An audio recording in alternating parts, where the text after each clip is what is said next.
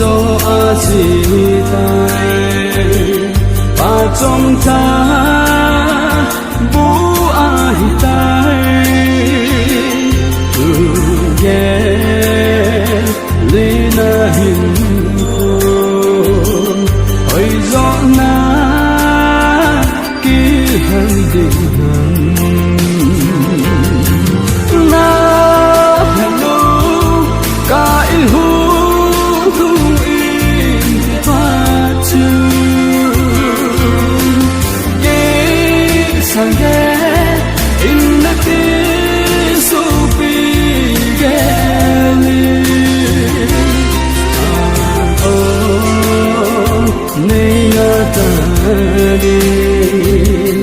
ya cô na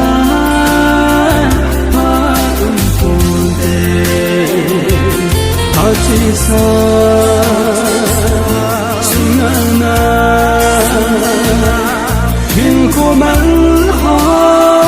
na yen ka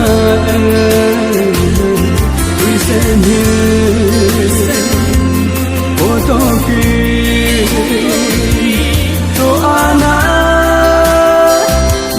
kahina apa ahiga geisande innate apa ahiga geisande innate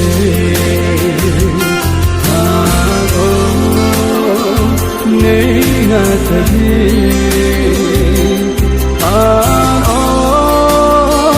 ku mai tabi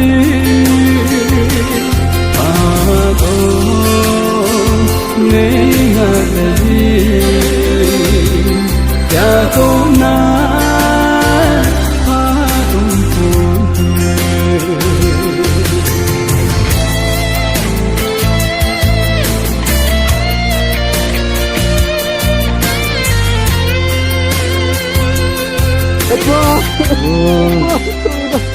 Ani kuni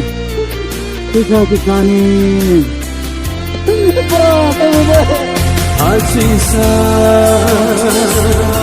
sunana in khuman ho na yen kan we send him photo ki to ana man kahina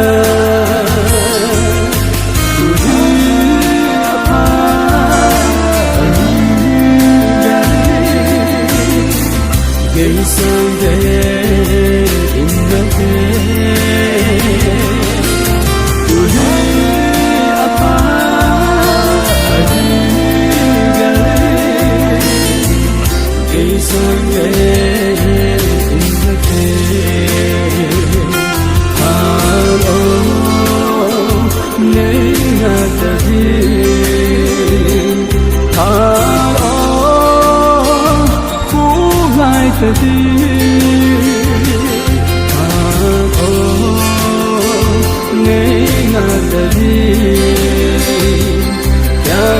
na